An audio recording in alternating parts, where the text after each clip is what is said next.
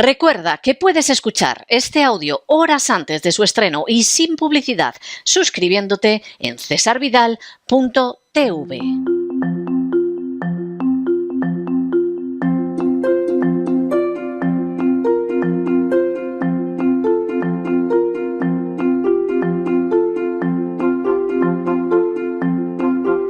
Palabras al aire con Sagrario Fernández Prieto.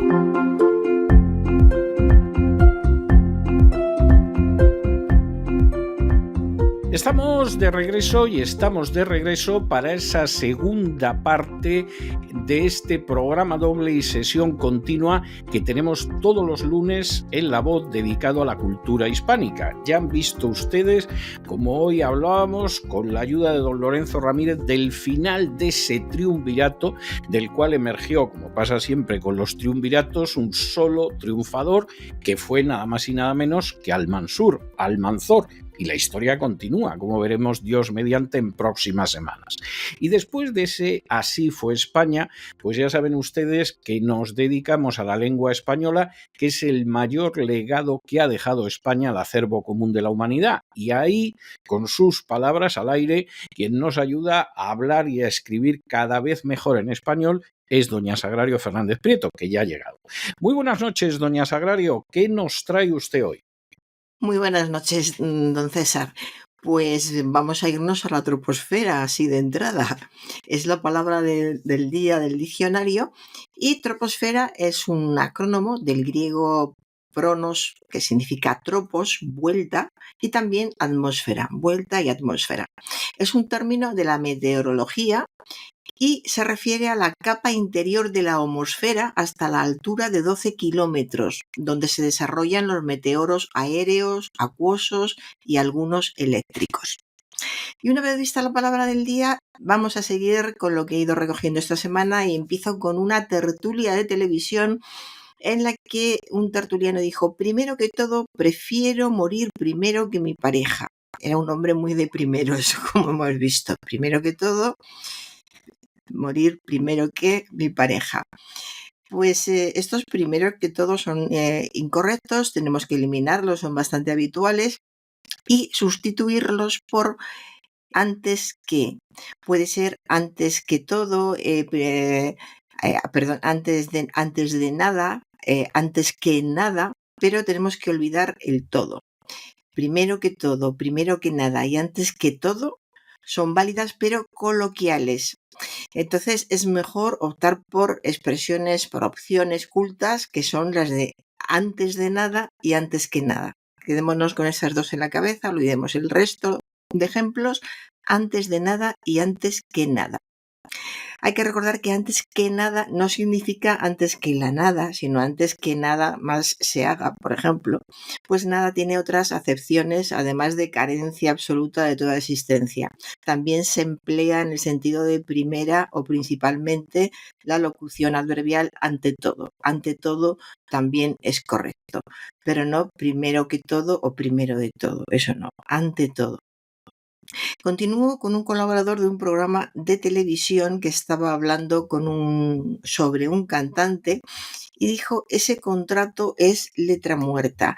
Hoy me he fijado especialmente me he dado cuenta, cuando he revisado lo que he ido recogiendo esta semana, que hay expresiones que ya se van utilizando cada vez menos, pero de vez en cuando te las encuentras, casi siempre en personas de cierta edad, no especialmente mayores, pero más bien mayores, podemos decir, y expresiones que a veces, si se está hablando en la calle, en casa, familiarmente, uno se da cuenta de que los jóvenes ya miran con cara rara. Entienden el significado general porque es fácil entenderlo, pero, por ejemplo, esto de ese contrato es letra muerta. Esto de letra muerta, a muchos jovencitos, a muchos chavales, les suena raro ¿qué es lo de letra muerta? Pues un contrato escrito, en el que se previene algo que ya no se cumple o que no tiene efecto. Y también se refiere a leyes, tratados, convenios Es decir, como es letra muerta, es algo que no tiene efecto. Son la mayoría de estas expresiones que tienen muchos años, que se han utilizado mucho, están muy bien pensadas y hay que tener en cuenta que están pensadas en su origen, cuando no había alternativas o había muchas menos que ahora, porque la lengua ha evolucionado y hemos tenido muchos contactos con otras lenguas desde hace siglos, pero en el momento en que alguien empezó a decir ese contrato es letra muerta, estuvo muy bien hallado.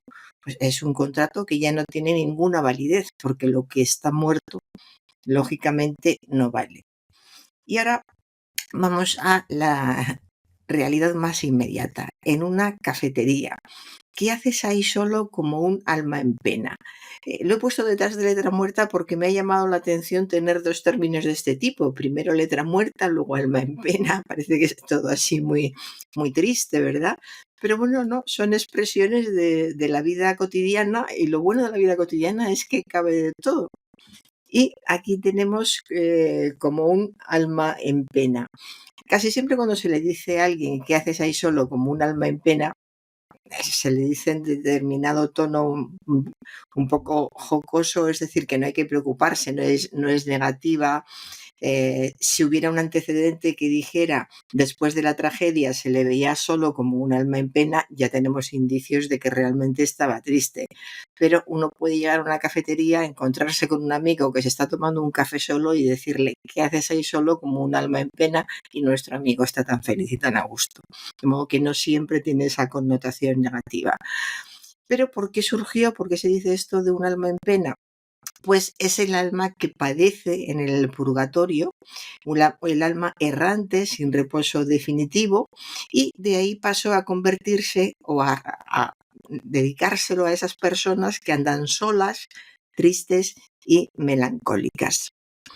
Y ahora cambio de ambiente por lo menos y voy a un programa de decoración en el que decían: si utilizamos los vasos azules oscuros, la mesa es más vistosa.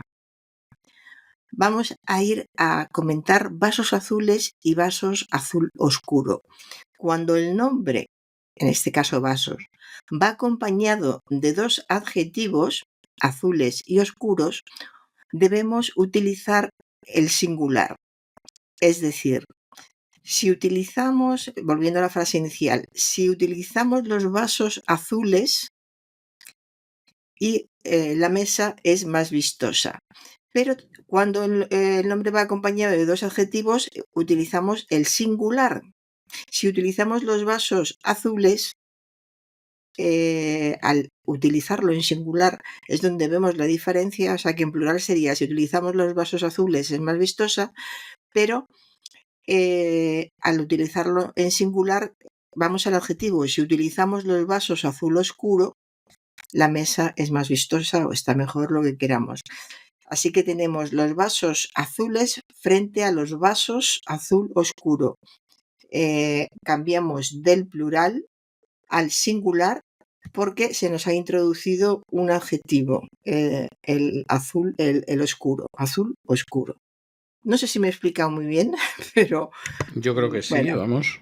ahí queda y por lo menos está claro que los vasos son azules, ¿no? Hay que recordar esto, que un color cuando se matiza, aquí se está hablando de vasos azules, pero cuando se está hablando de un color y se matiza, como en este caso se habla de vasos azules, pero en un momento determinado se matiza, se quiere dejar más claro, entonces es cuando lo ponemos en singular. Pues podemos estar hablando, por ejemplo, de flores amarillas y a continuación decir flores amarillas, flores amarillo pálido, para concretar cómo eran esas flores. Y al concretar ya utilizamos el singular, pasamos de flores amarillas a flores amarillo pálido. Igual que las aguas azul marino, por ejemplo, decimos y no decimos azules marinas. Aguas azules marinas no lo decimos aguas azul marino. Bueno, y continúo ahora en una cafetería de estas que venden libros y Se puede tomar el café, comprar un libro, es decir, una cafebrería. Y he estado hablando con personas de este término, piensan que no es correcto, que no está en el diccionario. El gran problema siempre con las palabras es cuando alguien te dice, pero no está en el diccionario, o sea, que no vale. Lo que no está en el diccionario no vale. Lo que tenemos que recordar siempre es que primero surgen las palabras y se les da, digamos, coloquialmente hablando, como un tiempo de rodaje. A ver cuánto tiempo duran, cuántas personas si las utilizan, mucho o poco, aparecen en los medios, en medios escritos, en medios hablados, y se espera. Y luego la academia es muy lenta por definición.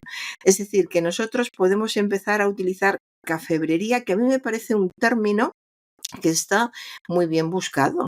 Es un lugar, es una cafetería que además es librería, un lugar donde puedes ir a tomarte un café. No está mal el Está término. muy bien buscado, cafebrería, te tomas un café y compras libros. Me parece que está muy bien hallado el término. Entonces ya se está usando, yo lo veo mucho en redes sociales. En la cafebrería de tal sitio puedes encontrarlo. O nos vemos en la cafebrería de la calle tal. Es decir, esto en Madrid hay cafebrerías, las habrá, me imagino, no lo sé, en otras ciudades, más en las ciudades grandes, se utilizan porque son muy buenas también para presentaciones de libros y están ahí. ¿Cuánto tiempo va a tardar la Real Academia Española en introducirla, en admitirla en el diccionario? Pues no lo sabemos, pues por lo que he comentado, que es muy lenta, tiene que ver si realmente dura, darle un tiempo y entonces ya se introduce. A mí me parece un sistema un poco lento, teniendo en cuenta lo viva que es la lengua. La lengua está siempre en evolución, llegan términos nuevos. Que haya que esperar a ver si realmente se quedan me parece lógico, porque hay términos de temporada, se ponen de moda y se dice mucho durante un año y luego desaparecen. Normalmente no, normalmente duran.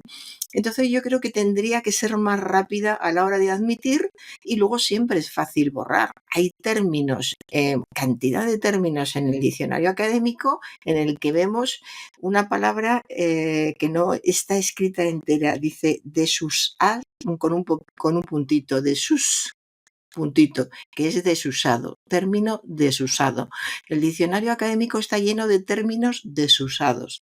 Pues hay que ir eliminando términos desusados por orden de antigüedad y se tienen que ir admitiendo los nuevos, porque además es una muestra que eso me parece maravilloso. La lengua es algo vivo. Es algo vivo y crea palabras nuevas según las necesidades. Si ahora surgen estos lugares y se les pone este nombre, pues muy bien hallado el nombre a quien se le haya ocurrido y que lo introduzcan ya en el diccionario académico. Había sí. un libro en los años 70 que a mí el título me llamó mucho la atención, pero me parece que era muy bueno, que era El español en ebullición, hablando precisamente de cómo el español pues es vivo, como todas las lenguas, y efectivamente pues va cambiando, va evolucionando, etcétera, etcétera. Pero el título me parecía verdaderamente extraordinario, El español en ebullición. Sí, está muy bien. Sí, además es como no tener en cuenta algo que debería de resultarnos maravilloso, algo que sigue evolucionando según las necesidades. Surgen términos nuevos porque cambia la manera de vivir. Nosotros estamos viviendo de una manera que en muchos aspectos nuestros padres se quedarían simplemente. La vida doméstica, fíjese cómo ha cambiado, las cosas que hacemos, las cosas que tenemos en nuestras casas, en los hogares, cómo educamos a los hijos, cómo hablan los hijos a los padres. Hay cantidad de cosas que han cambiado y todo lo que se utiliza para mostrar esos cambios tiene que aparecer. Y luego siempre hay otro tipo de diccionarios donde se puede encontrar lo que se decía el año pasado, el siglo pasado o desde el principio de nuestra era. Es decir, que siempre hay diccionarios para todo, pero el diccionario de uso de la Real Academia, el que hay que consultar a menudo, ese debería de ir cambiando, debería adaptarse a los tiempos. Borrar e incluir, borrar e incluir. Esa debería de ser una tarea continua. Bueno, pues hablando de tareas, vamos a otra. La voz metaverso. Usted sabe lo que se utiliza ahora, sobre todo entre gente no demasiado joven, como alrededor de 30. La palabra metaverso, pues es una palabra que se ha puesto de moda. Puede que tenga que Sí. ver que un personaje que aparece en televisión y que es muy conocido el personaje o conocida ella, es una mujer.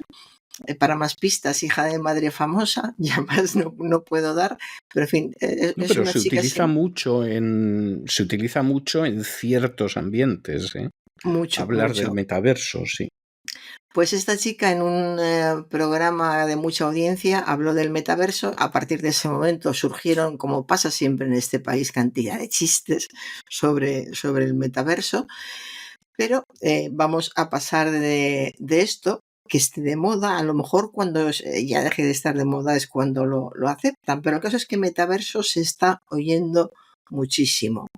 Y es una palabra que se emplea en diferentes ámbitos. Lo mismo se refiere a mundos virtuales que a mundos alternativos. O sea, que pueden estar hablando mundos virtuales,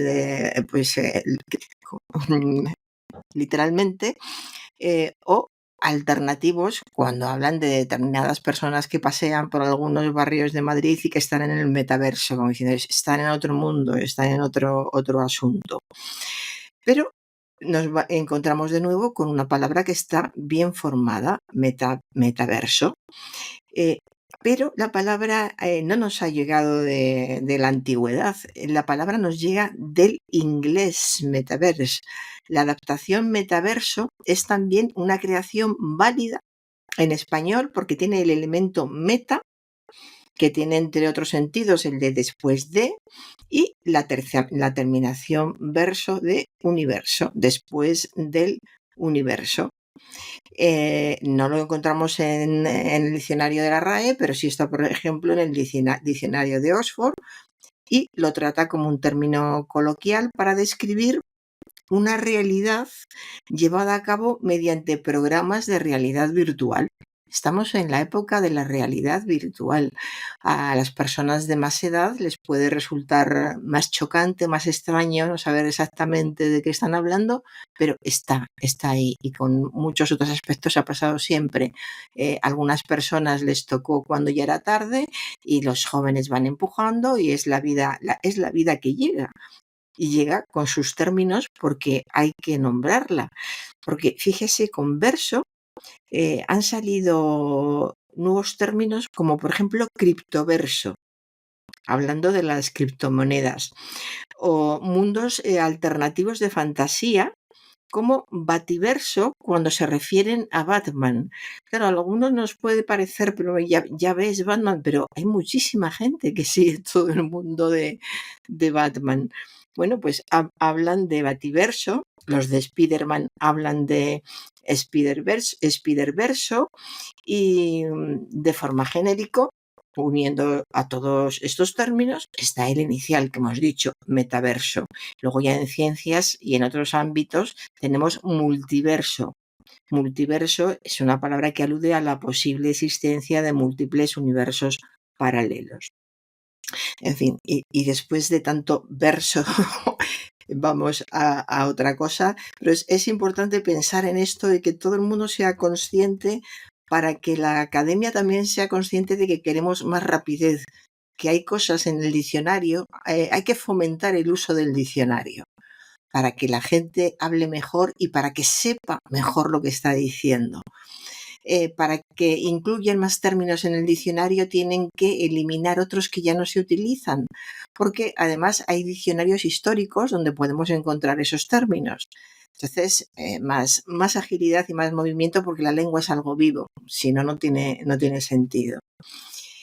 Y hablando de lenguas vivas, vamos a un avión, don César. Una mujer que iba en un avión perdón, que tuvo problemas técnicos y cuenta al llegar.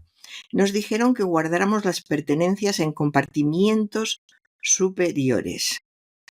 Esto salió en televisión y se comentó mucho lo de compartimientos, porque era una señora que se suponía que hablaba muy bien y como dijo compartimientos, a muchas personas les pareció que no era correcto. Pues compartimiento y compartimento son dos formas válidas de escribir la palabra.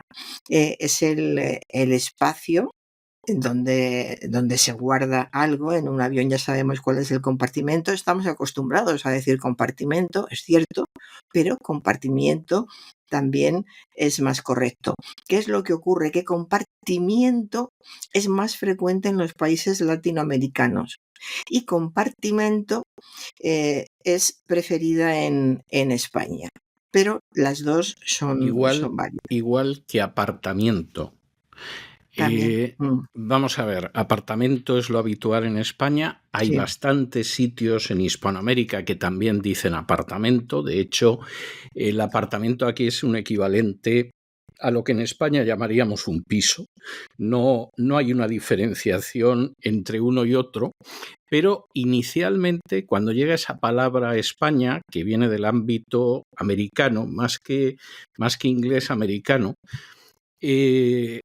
inicialmente se utiliza apartamento, de hecho en los años 60. Y si alguien lo quiere comprobar, hay una película de las comedias que protagonizaron, que son todas muy graciosas y que han aguantado muy bien el paso del tiempo, Rock Hudson y Doris Day, que el doblaje que tiene es de los años 60, cuando se filmaron estas películas, y Rock Hudson habla de que tiene un apartamento. Y todo el rato está hablando de su apartamento y Doris Day le dice que le acompaña al apartamento, etcétera, etcétera. Sí. Es decir, es una película de cuando la palabra empezó a correr en España y al final derivó solo hacia apartamento. Nadie dice apartamento. Yo no he oído a nadie decirlo desde hace décadas, pero a veces efectivamente las palabras, sobre todo si vienen de otra lengua, pues acaban teniendo una adaptación que varía, ¿no? Esa es la realidad. Yo recuerdo también cuando era niño que la Real Academia decidió que whisky se podría escribir con G y U, con diéresis. No he visto a nadie escribir whisky así, sinceramente, pero yo tampoco. Se ve que la Real Academia debió de pensar que, bueno, pues era la manera de adaptarlo al español y que lo mismo tendría éxito, pues con toda la publicidad de whisky escrito con WH, pues eso no funcionó. Pero es correcto escribirlo así, según la Real Academia, claro. Sí, se decía whisky, cuando surgió todo esto, se empezó a decir durante un tiempo whisky con G en broma. La gente decía ponme un whisky o me he tomado no sé cuántos whiskies, pero se decía en broma. A la hora de la verdad, en determinados ambientes, esas mismas personas no decían whisky, decían whisky. Pero es verdad que tuvo su gracia. No sé si, creo que Umbral escribía whisky. Puede ser en Umbral. Le pega mucho, sí. En Umbral me encaja perfectamente. O sea, no me sorprende. Le pega, a Umbral le pega. Le pega. Sí, Umbral es como lo siguiente que voy a comentar. Los niños de ahora no tienen filtros. Umbral tampoco tenía filtros. Bueno, Umbral era un chico de provincias que había llegado a Madrid y le había ido bien. Entonces intentaba llamar la atención para que no pareciera tan claro que era un chico de provincias, cuando era de una provincia que seguramente es donde se habla uno de los mejores españoles del planeta, pero bueno. Sí, y además tenía filtros, a pesar de su actitud pública, conocida por los que coincidieran en esa época en que él salía en televisión y en los medios de comunicación. Yo le vi un par de veces en persona y era un... bueno, vamos a dejarlo, que no quiero hablar de Umbral. Yo coincidí varias veces con él, en una ocasión concretamente en una colección de libros que comenzó Planeta y que comenzó con 2 libros, de los cuales uno era mío y uno de los que lo presentó fue Umbral, que era muy malo presentando libros, dicho sea de paso, porque se sacaba una hoja y la leía, y además no leía bien. O sea, era así, y luego era un personaje peculiar, ¿no? Desde muchos puntos de vista. Pero vamos, no vamos a hablar de Umbral ni de su libro. Eso, igual que él decía que había ido a hablar de su libro, nosotros no hemos venido a hablar de Umbral. Que, yo por no tengo buen cierto, y por recuerdo quitarle unos segundos con el personaje en cuestión, Umbral, la gente lo recuerda por yo he venido a hablar de mi libro, ¿eh? O sea, si usted ahora mismo para por la calle a gente en España, también es verdad que culturalmente España no está para tirar cohetes, pero para usted a alguien y le pregunta por un libro de Umbral, lo más seguro es que incluso los que leían sus columnas durante una época en El País y después en El Mundo no le puedan decir ningún libro de Umbral, cosa que tampoco me sorprende. O sea, las cosas como son, ¿eh? Yo creo que era un gran articulista y era muy mal novelista, pero esto es algo totalmente personal y subjetivo. Pero la gente, si ahora usted le pregunta, a ver, un libro de Umbral, pues ni siquiera el libro que fue a presentar al programa de Mercedes Milá y con eso consiguió pasar a la historia popular. Yo recuerdo, fíjense, me estoy acordando, es que yo he coincidido con Umbral más veces. Coincidimos en un programa sobre la Guerra Civil Española, que debió de ser en el año 96, yo creo, en un programa de libros, y Umbral iba de sobrado diciendo que era anarquista y coincidió con un anciano que había sido anarquista. Y el anciano se lo tomó muy mal y le dijo: usted que va a ser un anarquista, si usted lo que es un diletante y un payaso y no sé qué. Y Umbral no volvió a decir palabra. Yo creo que le asustó, lo mismo pensó, lo mismo era de la FAI y me saca la pistola, ¿no? Pero recuerdo que intentó bromear con él y decirle: porque yo sí que soy anarquista. Y el otro dijo: usted es un payaso, pero usted que va a ser un anarquista, usted es un burgués y no sé qué. Y verdaderamente lo trituró. Y hasta aquí hemos llegado con Umbral, ¿eh? Que no se llamaba Umbral, además, pero bueno, esa es otra cosa. ¿Que no qué? No se llamaba Umbral. Ah, ya. Umbral era un nom de guerre que dicen en Francia, un seudónimo, ¿no? Él no se llamaba Umbral. O sea que esa es la... Yo reconozco que, bueno, habíamos dicho que no, pero ya que he empezado, escribió una muy buena novela debido a la muerte de su hijo. El Mortal y Rosa. Mortal y Rosa creo que es una buena novela. No tendría que volver a leerla, es verdad, pero entonces esa es la historia, me pareció que era buena. Quizá es que pensando que lo había escrito él, pues era tan diferente a lo que esperabas de él. Pero bueno, sí sé que entonces me pareció una buena novela. El señor Pérez, que era como se llamaba Pérez Martínez, con lo cual lo de Umbral sonaba mucho mejor, hay que reconocerlo. Alguna persona, como es el caso de usted, que yo le he dicho: mencióname alguna novela que merezca la pena, todos me dicen Mortal y Rosa.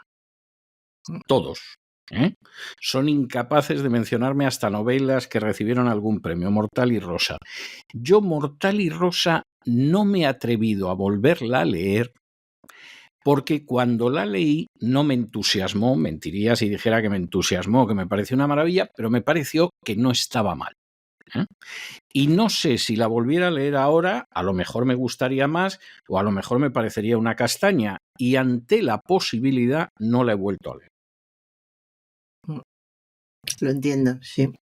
Yo tampoco, además no tengo ganas de volver a leerla, pero sé que pensé que, bueno, después de todo, cuando escarbas un poquito en alguien, pues resulta que sigue siendo una persona poco deseable en su comportamiento social, pero tiene su corazoncito. Eso era una pose, ¿eh? Yo creo que él era bastante insoportable, pero también le digo que creo que era una pose. Bueno, sí, era mucha también pose. tenía cosas, por ejemplo, una amiga mía, en un momento de juventud, decidió escribir una biografía de Umbral y fue a hablar con él. Y entonces Umbral le dijo que él veía imposible que pudiera escribir una biografía suya si no se acostaba con él. Y claro, mi amiga decidió que de escribir biografías no iba a ser la de Umbral. A mi amiga la conoce usted, pero no puedo decir a micrófono abierto quién era. Una señora de muy buen ver. tenía mucha cara dura. Hay que tener en cuenta que siempre llevaba algún whisky de más encima, entonces eso también le ayudaba. Yo recuerdo 2 momentos muy incómodos con Umbral, incómodos porque yo no estaba sola, estaba con un señor, o con mi pareja de entonces, en un caso, y después no sé, pero vamos, que no estaba sola. Y y él se dedicaba a miraditas, cuando ya se iba del lugar se acercó a decir algo, y recuerdo a la persona que estaba conmigo diciendo: "¿Pero le conoces?". Y yo, pues le tuve que decir: "No, es que es así", digamos, como estamos en público, diré: "Es que es así". O sea, no llegó a tanto como con mi amiga porque estaban en público. Sí, sí, estamos en público. Y la segunda vez que le vi en un café conocidísimo de Madrid, donde él escribía, yo había llevado a El una Gijón. persona de fuera para que lo conociera. También estaba, podía mirar a mi amiga lo mismo que a mí, pero no sé si es que me recordaba o simplemente prefería mirarme a mí. Estuvo todo el tiempo mirándome fijamente. Es de esos hombres que piensa a ver cuánto aguanta o a ver cuánto aguanto Sí. yo, la voy a poner nerviosa o qué sé yo, no lo sé.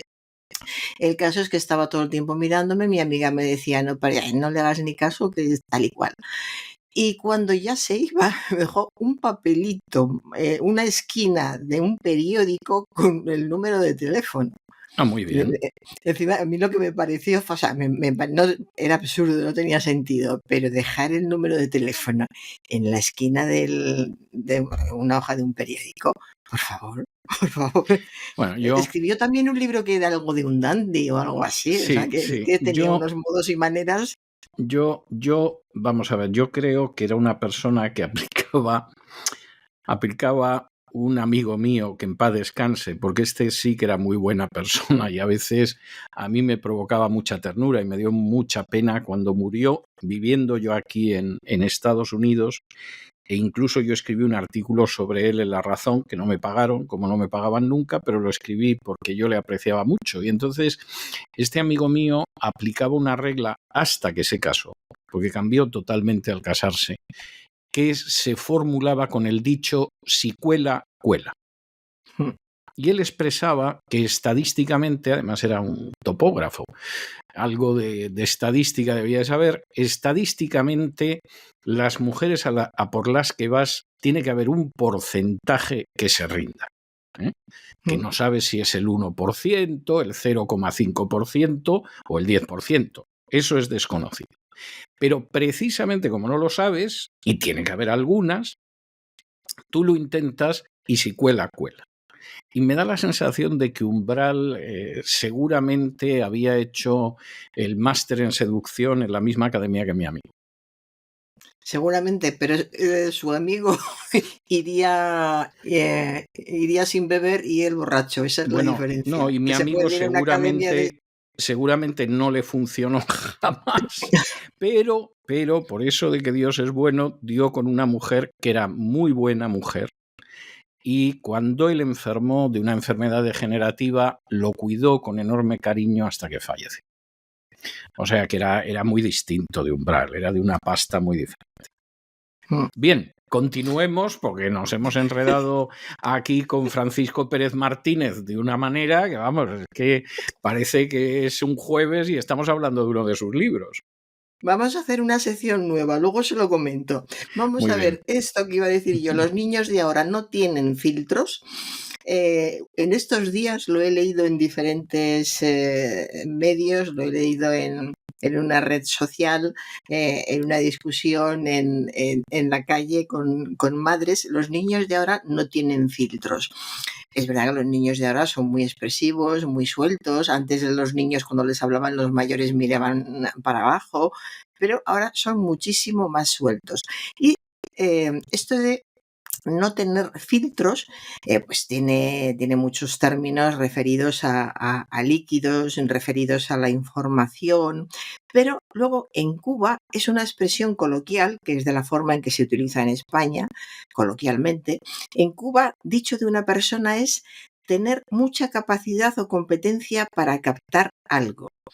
Me parece que coloquialmente en Cuba han acertado, porque son estos niños especialmente vivos que se dan cuenta de algo y además lo dicen. Entonces me parece que está muy bien esta idea porque es la idea de no tener reparos, no tener reservas, no tener barreras ni timideces, y cuando sepas algo lo puedes decir tranquilamente. Y ya para terminar, mire, lo que voy a recomendar está muy bien y se lo vamos a dedicar usted y yo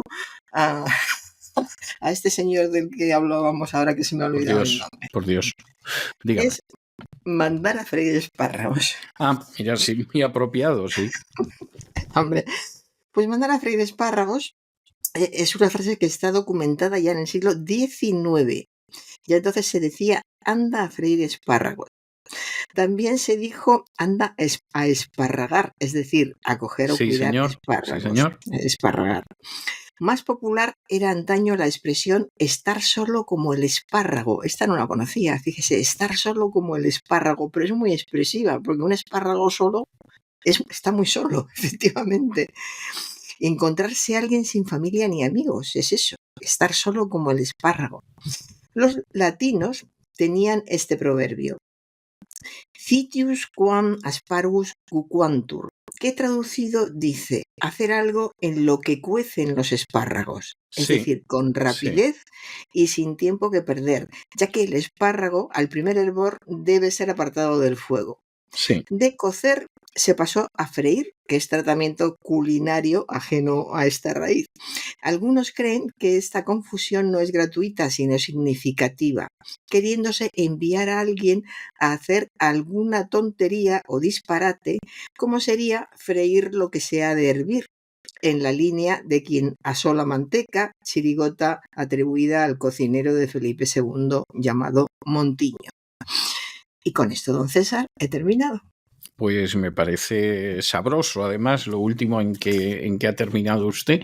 El dicho de antes de que hierva un espárrago, utilizado por los romanos, era además un dicho muy utilizado por el emperador Claudio. Sí, pero es un dicho normal, efectivamente aparece en las fuentes latinas. Bueno, pues hablaba usted del alma en pena y yo le voy a dejar, por el contrario, un alma cariñosa, un alma cálida, casi diría yo un alma esponjosa. Es un tema muy bonito, que es el soul coaxing, se llama en inglés, pero por el contrario en francés lo tradujeron como alma cariñosa, y se lo voy a dejar además en una versión muy bonita que es de Raymond Lefebvre, que tenía una de estas orquestas en la época en que estaba la orquesta de Ray Conniff y de Mantovani y Raymond Lefebvre. Esto ha desaparecido, queda por ahí un señor que toca el violín, que hace algo parecido, pero no está tan bien como estas orquestas de los años 60 y 70 que hacían versiones de cualquier tema musical y les salían muy bien. A mí me gustaba mucho cuando era niño y era adolescente. Pero yo le dejo con este soul coaxing, que cuando lo oigan además nuestros oyentes van a decir, ahí va, es este tema, me suena muy bonito. Y nos vemos el jueves, Dios mediante, doña Sagrario. Hasta el jueves. Hasta el jueves, don César. Y con estos compases alegres, hermosos, dulces, incluso de soul coaxing, hemos llegado nosotros al final de nuestra singladura de hoy del programa La Voz. Esperamos que lo hayan pasado bien, que se hayan entretenido, que incluso hayan aprendido una o dos cosillas útiles, y los emplazamos para mañana, Dios mediante, en el mismo lugar y a la misma hora. Y por supuesto, como siempre, nos despedimos con una despedida sureña. God bless you. Que Dios los bendiga. El programa La Voz es una producción de Artorias Incorporated y al amparo del derecho a la libertad de expresión no se hace responsable de las opiniones vertidas en el curso del mismo.